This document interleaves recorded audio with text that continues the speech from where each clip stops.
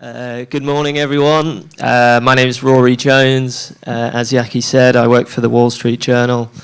I'm the correspondent here in Israel. I've been here for 18 months, so I'm still pretty new. Before that, I was in the Gulf, where I covered Saudi Arabia and other countries that seem to be imploding this morning. And then before that, I was in the UK. I'm Welsh. As a comparison, Welsh people are as passionate about a sport called rugby as Israelis are about arguing. The key difference, though, is that Welsh people aren't the best in the world at rugby. Okay. This panel discussion is called Minding the Skills Gap, Solving Human Capital Challenges, Educating for Success, short and sweet.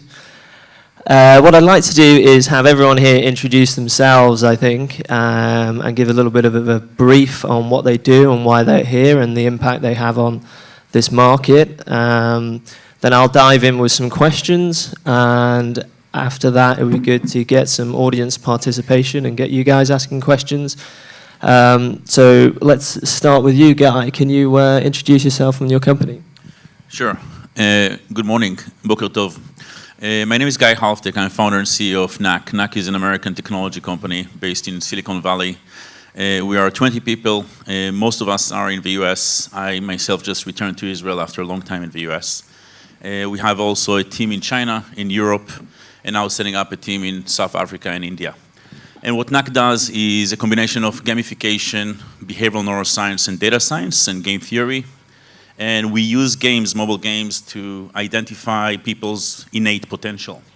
We work with businesses, with consumers, education, and governments. And now we have people in over 120 countries using our mobile app. That's me. Thank you.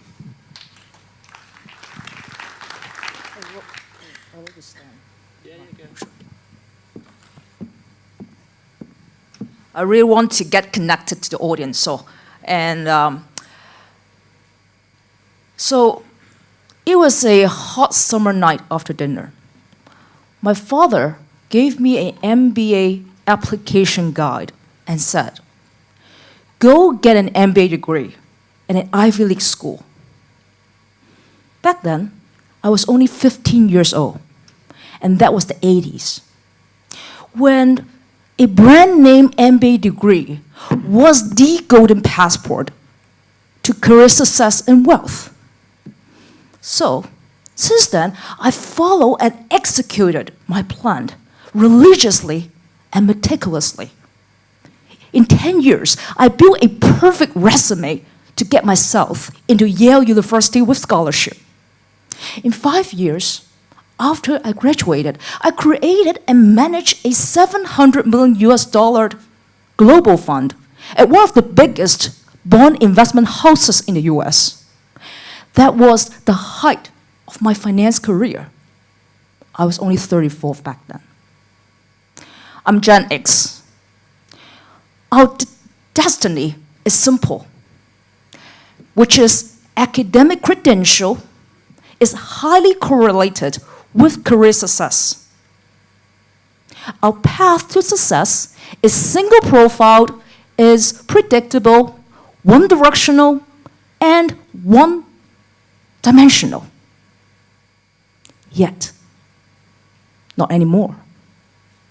A lot of millennials in Hong Kong, Taiwan, and mainly China approach me, asking me to help them get into business school.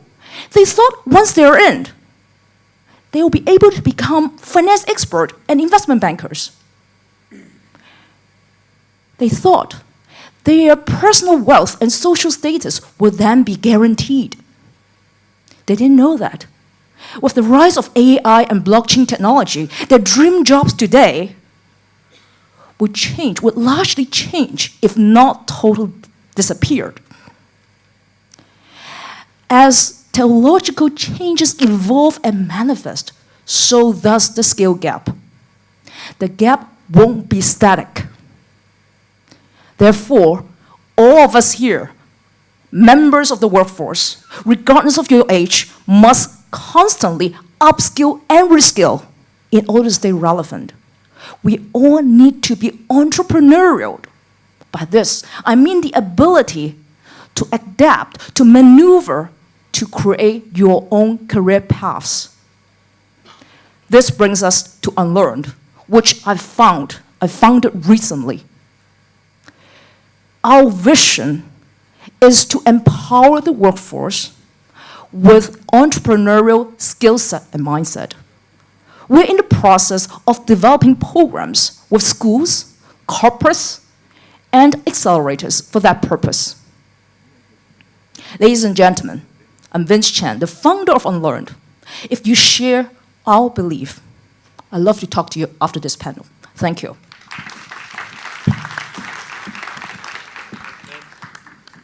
It's going to be hard after Vince. I'm not going to come back there.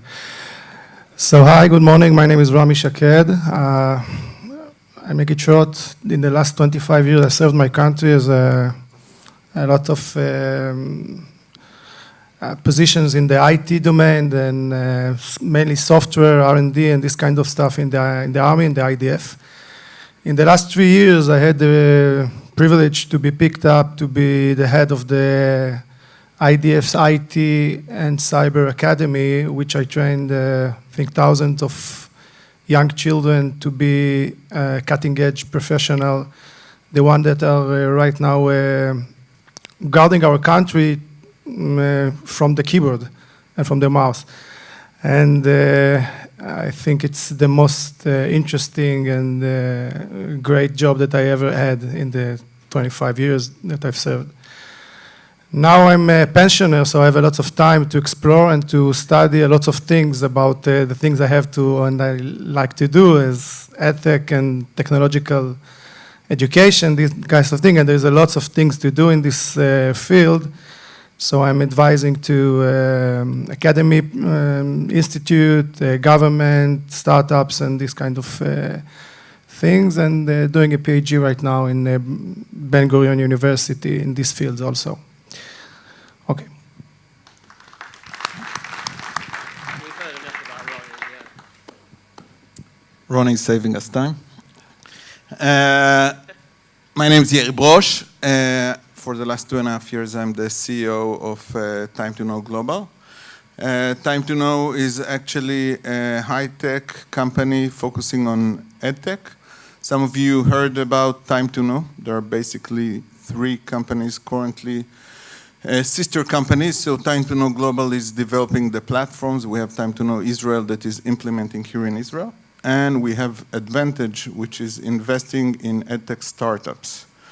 So Time to Know Global is actually a high-tech company, as I said, providing platform and services. We kept a strong pedagogic team with our strong technology guys. And we're selling all over the world, and we pivoted, and we currently sell not only K-12, but also to the workforce and certification areas, and that's shortly about us.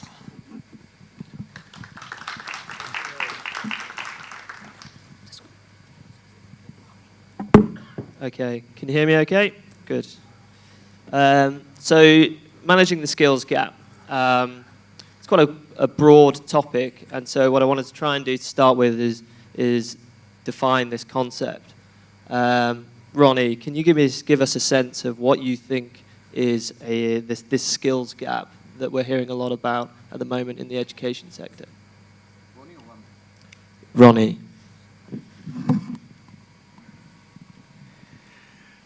So what is the gap of the skill set? That's the question? It is the question, yeah. I mean, it's something we're hearing a lot about. There's a so-called skills gap, but it's very diverse, essentially, across many different geographies, different sectors. So for you, when you hear this phrase skills gap, what are you trying to solve?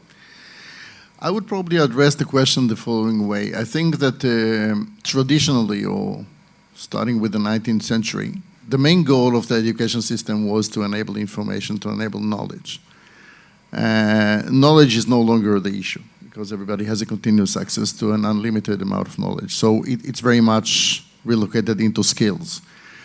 And the skills are around what do you do with this knowledge, starting with how do you criticize it? How do you assess it?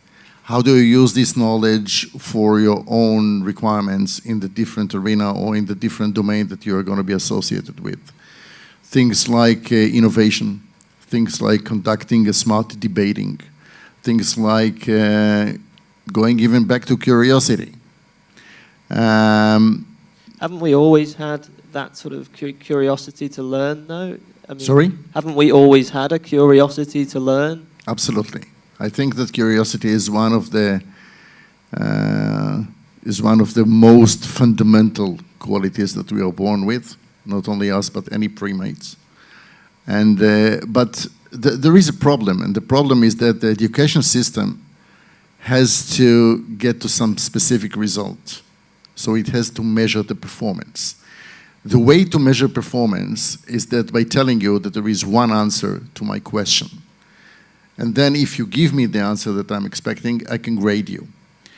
If I open things to unlimited curiosity, it will be very difficult for me within the scope of the education system to assess you and grade you and give you a mark that is going to be standardized by a one unified scale that everybody can use.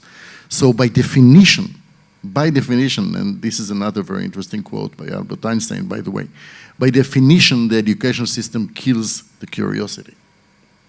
But I strongly think that this is the time now, time two. This is the time now to take advantage of all the enabled technology to re-encourage curiosity again. And Rami, just explain to us about Israel and where you see a skills gap between the education system and the army, and then afterwards. Yeah, maybe I will go back 2 years ago, and I just had to my first day in the academy and ask myself, okay, what I want to do with these marvelous kids. We have the privilege to pick them up one by one and to be able to predict who is going to be the best effort that we can deal with it to be a professional. So I asked myself, what is the future professionals that I want to learn them?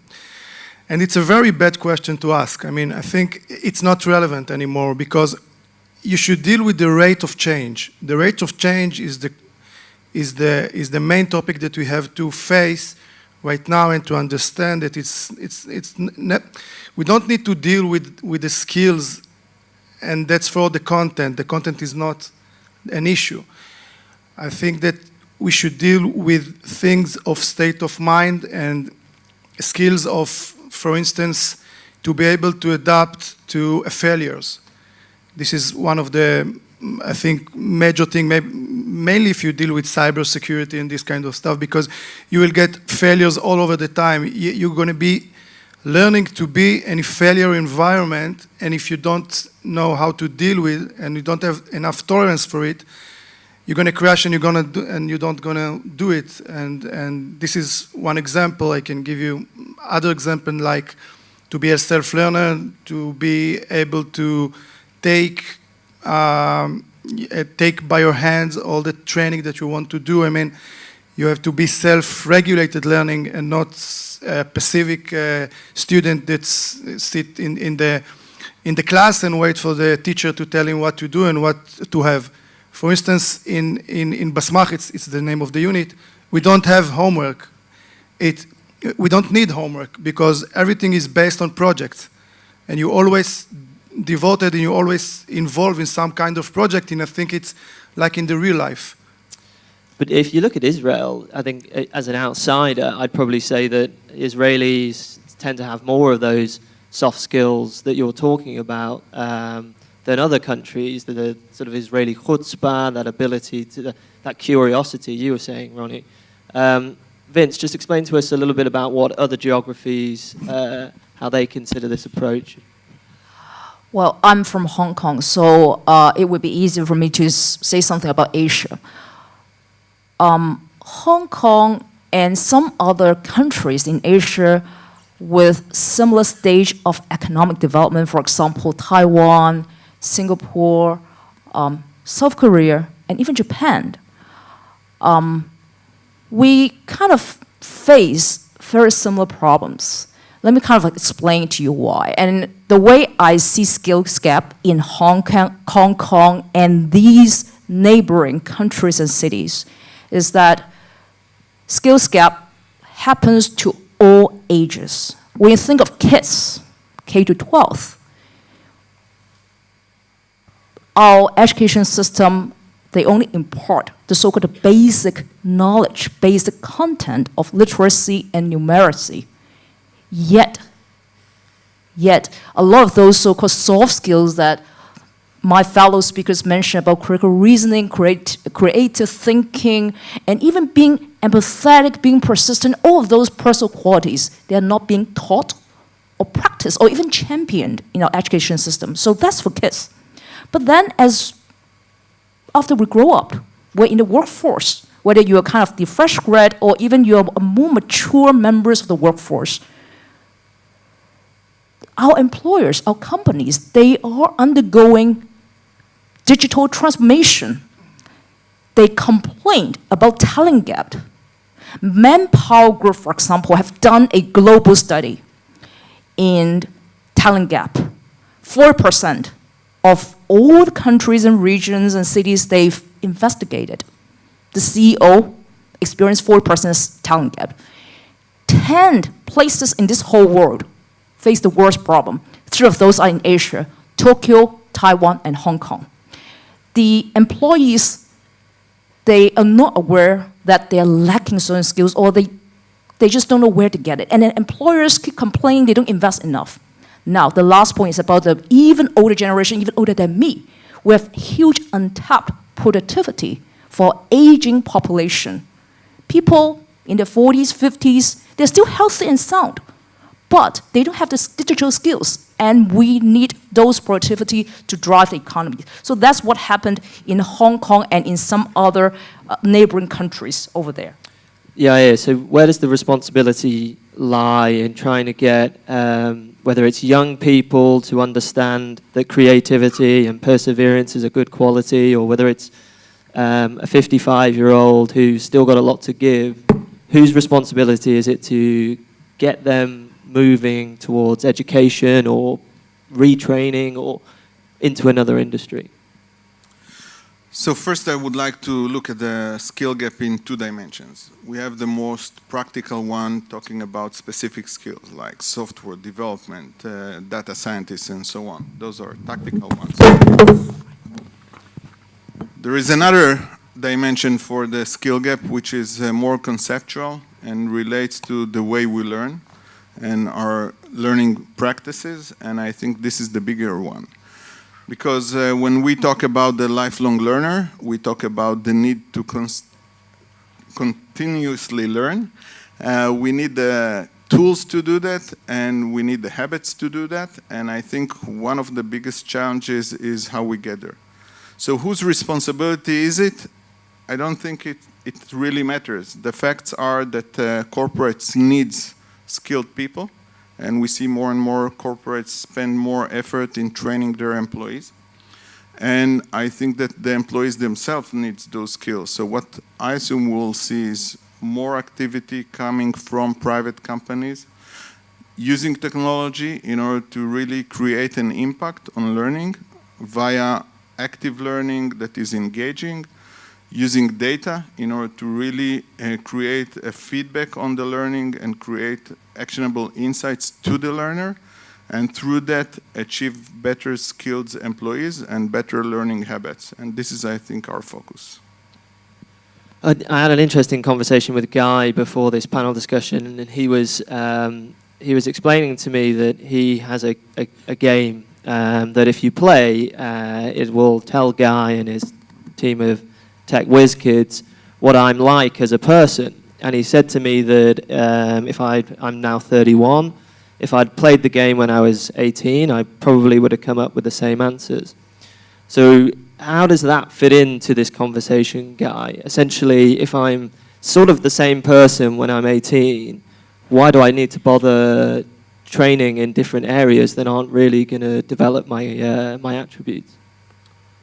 So, can you hear me? Okay. So yes, we do have games, and I'm going to show you just a quick flash of my screen. One of our games. So those are real games, very fun games and engaging and very short. But the way we look at the skill gap, it's the following. Think about the human operating system. Think about this idea, this concept of the human operating system. Like every machine has its own operating system, so do humans. And the operating system of every human has multiple dimensions, multiple traits or abilities or skills. Now, that human operating system reaches a point of stability when we reach our late teens and early adulthood. And at that point onwards, it stays stable. But still, even though there are differences between different human operating systems of different people, people can still develop and enhance and upgrade, if you may, their operating system. And it's also important that we know what are the capabilities and limitations of their own operating systems so they can make wiser, smarter choices about education, careers, modes of work, and collaboration. So what we do with our games is measure and characterize and provide feedback to people about their set of skills, their human operating system, so they know what type of apps they can actually download to their system, meaning what type of learning and fields of study and what type of careers. So the real skill gap is really not a gap. It's a gap in awareness, it's a gap in knowledge. Most of the people around the world actually don't know about their skills. And just to share with you a quick data anecdote. Just over the past few days, I saw data that my team was analyzing. And the data set included data from India. Tata Group is one of our partners in India, among others. And we've reached hundreds of data points now from young, disadvantaged people in India. On the other hand, Boston Consulting Group is one of the employers using Knack to hire MBAs across Europe from top business schools. So we looked at the MBA population from BCG, and we looked at the Tata population, which is disadvantaged young people in India, and we wanted to compare their human operating systems and see what do we learn about the skills. Guess what? The operating systems of those two populations are pretty much the same. Only that the young people, the disadvantaged, underserved people in India don't know about their skills, whereas the people that went into MBA programs actually have been aware and developing and building their skills for a very long time. So it's more about a gap of awareness and knowledge and access to my own skills rather than do I have the skills or not. So I read this morning that 65% of primary school children are going to enter the workforce into a job that doesn't exist yet. So, Roni, how does the marketplace, how do businesses, governments manage that fact? How do they train people for roles that don't exist yet? Well, I think to continue what Rami said, the rate of change is probably the most significant parameter that we are all facing. We face it even, one of the things that happen in the ecosystem in CyberSpark is that one of the problems is that the curriculum, if you teach, for example, today in the computer science faculty, and you want to teach something that is related to cybersecurity of mobile system, you would teach something that was relevant for 2 years ago, even 1 year ago, it would be ridiculous. And it's very difficult for the universities to keep the pace because they need to change the curriculum so fast, they cannot do it.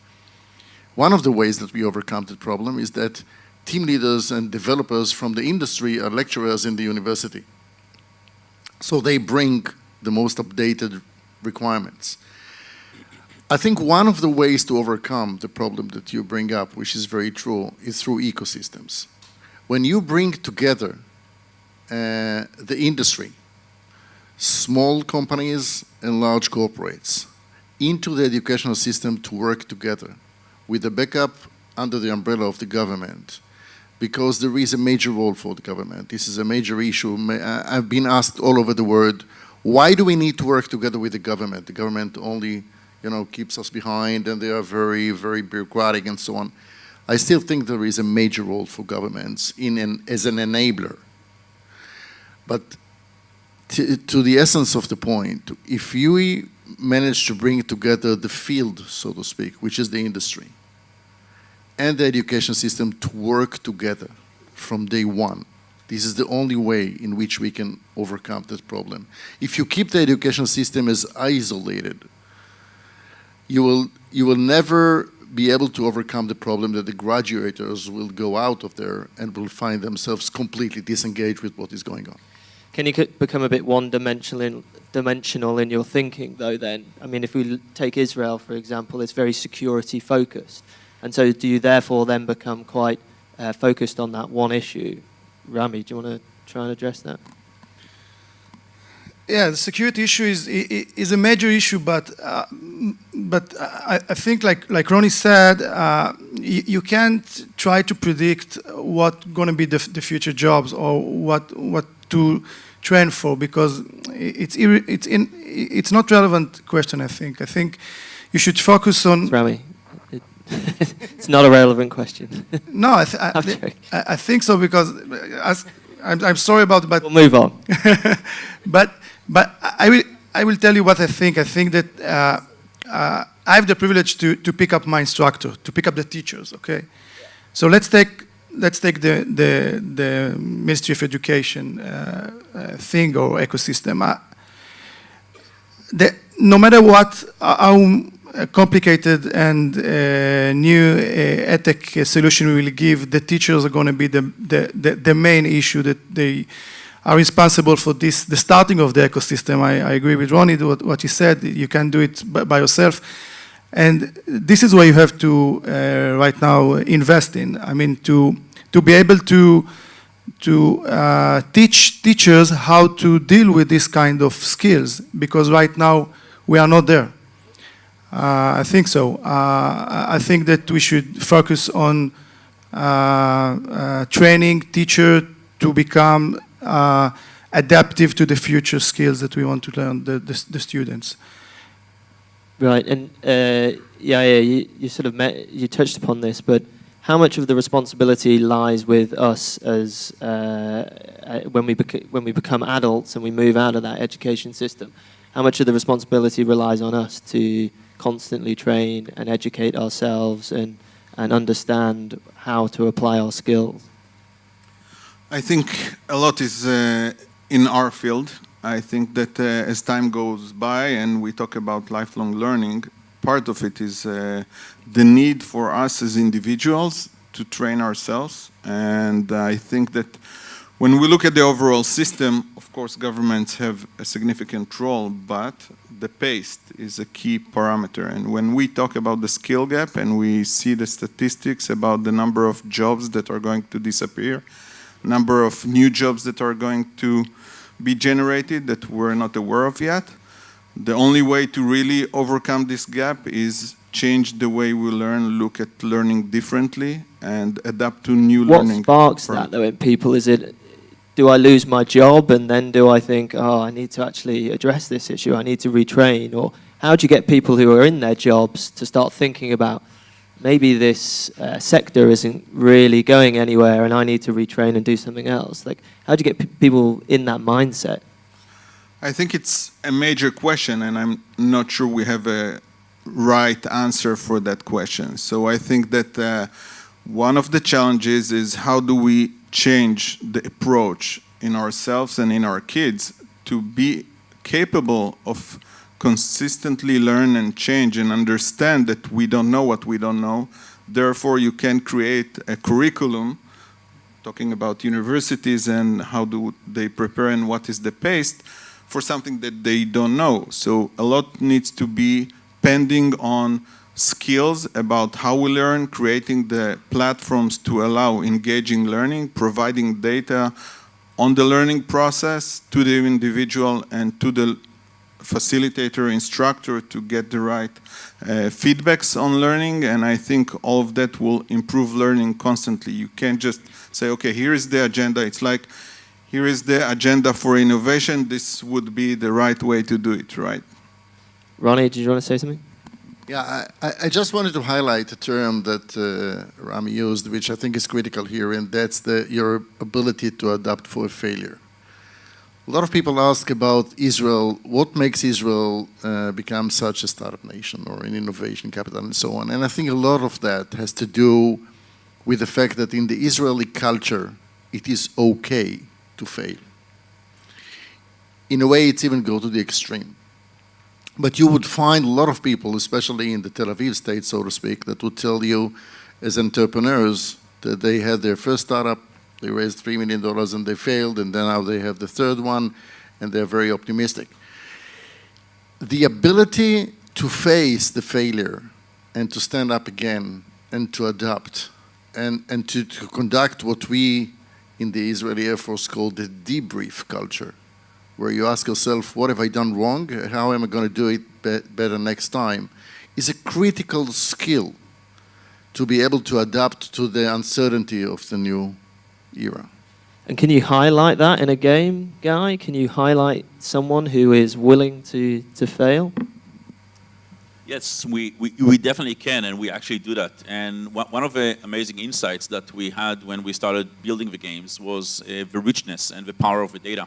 So over time, we extended the set of algorithms that crunch different micro behaviors from the game in order to characterize and provide people feedback on many different behaviors and traits and abilities and skills, such as growth mindset or social intelligence or persistence and grit and many others. So yes, we can definitely do that. Right, I did promise some questions. Does anyone in the audience have a question for someone on our panel? Don't be shy. We've got one right in the middle of the room. You're going to have to shout, I think, though.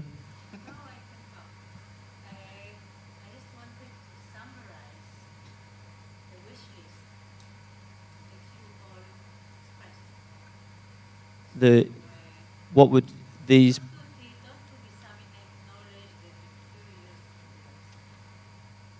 Are you asking what is the key characteristic you'd like to...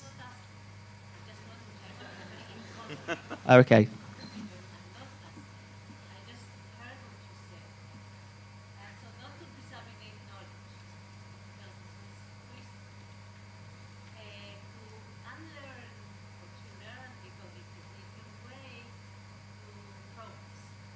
Right.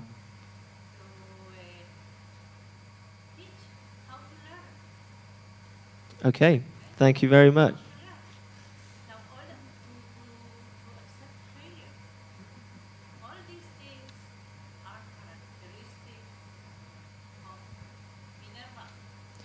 I think we're going to have to get Yaki to talk to you about getting on a panel next year, aren't we? Does anyone have a question? Yep.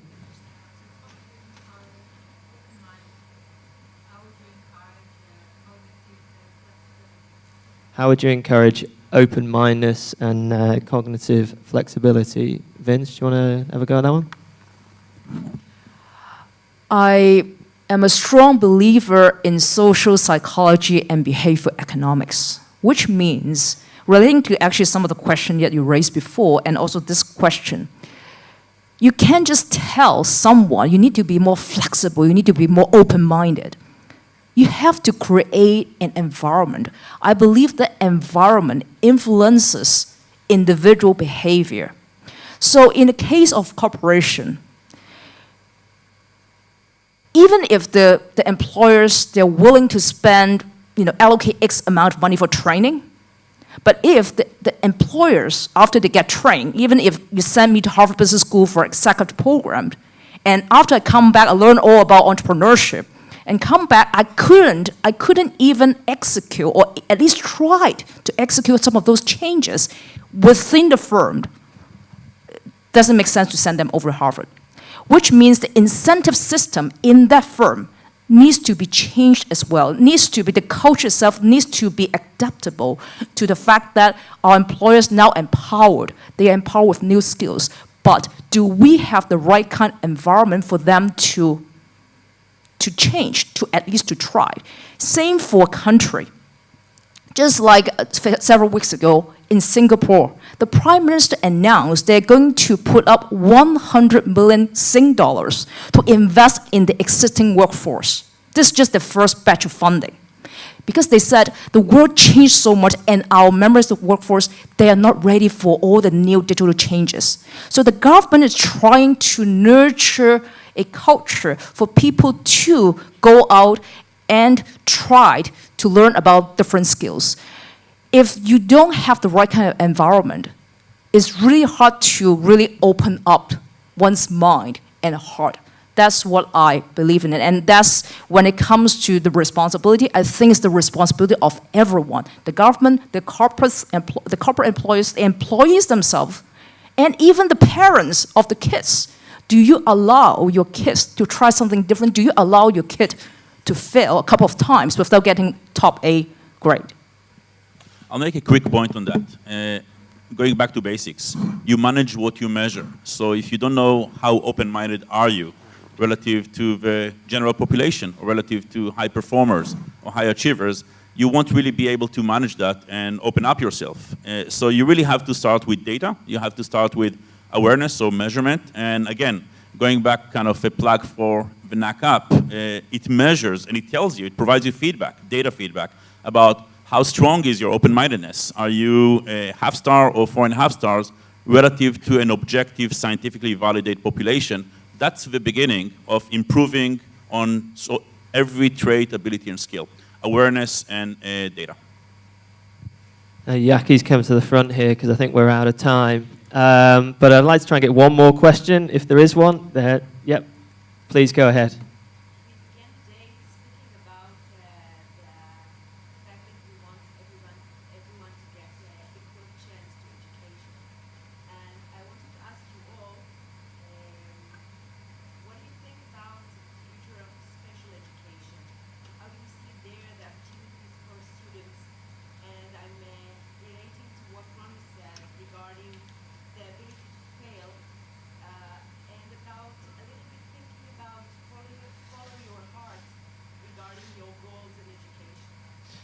We're a little bit out of time, so I'm going to get one person to answer that question if possible. So yeah, go for it.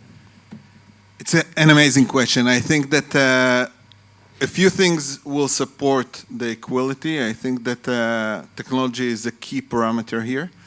I think in order to get there, first we need to allow accessibility, and we can definitely do that through distance education and blended learning, allowing a learner, whether is an employee or a student, to reach a really high-skilled professor, instructor, or what have you, is a key phenomena. We see that when we work in Brazil, the ability to really allow people from rural areas to access really high-skilled educators is a key parameter for success.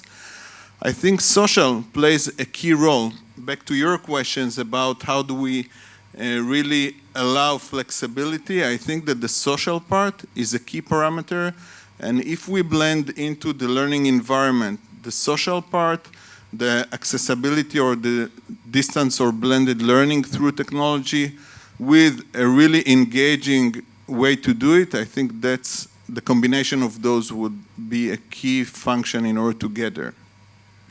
I'll make another quick point here, just on that question. I think it's a really important question, and thanks for bringing it up.